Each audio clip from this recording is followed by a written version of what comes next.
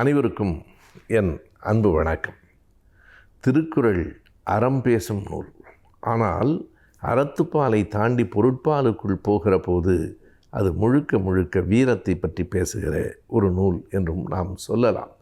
மிக அழுத்தமாக அந்த போர்க்கிடத்தில் நிற்கும் வீரர்களினுடைய மரத்தன்மை எப்படி இருக்க வேண்டும் என்பதை பல அதிகாரங்கள் சொல்லுகின்றன. குறிப்பாக படைச்செருக்கு என்று ஒரு அதிகாரம் இருக்கிறது.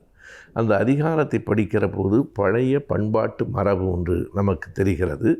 சற்று மிகைப்படுத்தப்பட்டு சொல்லப்படுகிற இன்னொரு மரபும் நமக்கு தென்படுகிறது.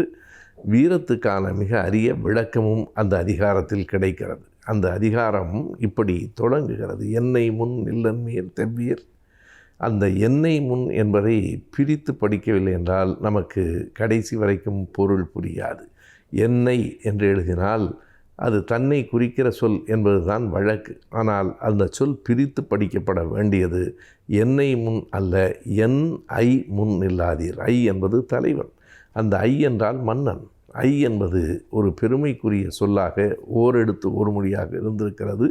அதிலிருந்து தான் ஐயர் என்கிற அந்த வழக்கெல்லாம் வருகிறது. ஐ என்றாலே தலைவன் தான். என் ஐ முன் நில்லன்பீர் தெவ்வியர். தெவ்வியர் என்றால் பகைவர்கள். அப்படி பலர் என் ஐமுன் நின்று கல் நின்றவர் என்பது அந்த குறள். என்னுடைய தலைவனுக்கு முன்னால் களத்தில் நிற்காதீர்கள். பலர் அப்படி நின்று கல்லாக ஆகிவிட்டனர். அந்த கல்லாக என்பதிலே தான் நம்முடைய பழைய மரபு, பழைய பண்பாட்டு செய்தி ஒன்று நமக்கு கிடைக்கிறது. கல் நின்றவர் என்றால் நடுகல்லாக நின்றவர் என்று பொருள். மனிதர்களாக நின்றவர்கள், களத்திலே என் தலைவனுக்கு முன்னால் நின்றவர்கள் அவனோடு போரிட முடியாமல் களத்திலேயே இறந்து போய் பிறகு நடுகல்லாக ஆக்கப்பட்டிருக்கிறார்கள் என்பது. இதிலிருந்து அந்த நடுகல் மரபு நம்முடைய பழைய மரபு என்று புரிகிறது. 2000 ஆண்டுகளுக்கு முன்பே நம்மிடத்தில் இருந்த வழிபாட்டு மரபு நடுகல் வழிபாடு தான்.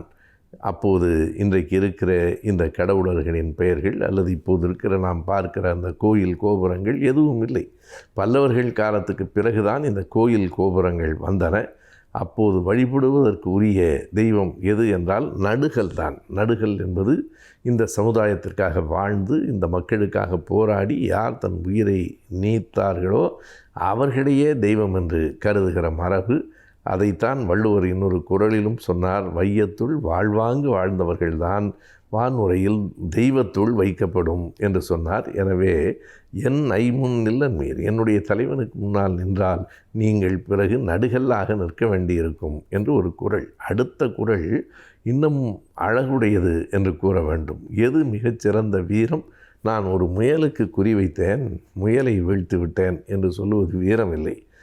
யானைக்கு குறிவைத்தேன், ஆனாலும் அந்த யானை பிழைத்து விட்டது என்று சொன்னால் அந்த யானை பிழைத்தாலும் குற்றமில்லை. உன்னுடைய குறி யானையை நோக்கியதாக இருக்க வேண்டுமே தவிர வெறும் காண முயல் எய்த அம்பாக அது இருக்கக்கூடாது. காண முயல் எய்த அம்பினில் எது மிகச் சிறந்தது என்றால் யானை பிழைத்த வேல் ஏந்தல் இனிது என்று அந்த 2வது குறள் சொல்லும். உன்னுடைய இலக்கு, உன்னுடைய குறிக்கோள் உயர்ந்ததாக இருக்க வேண்டும். இது வெறும் வேட்டையாடுவதற்கான குறள் இல்லை.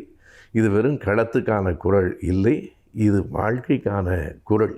நம்முடைய இலக்கு, நம்முடைய நோக்கம், நம்முடைய கொள்கை உயர்ந்ததாக இருக்க வேண்டும். ஒருவேளை அதை அடைய முடியாமல் போனாலும் குற்றமில்லை.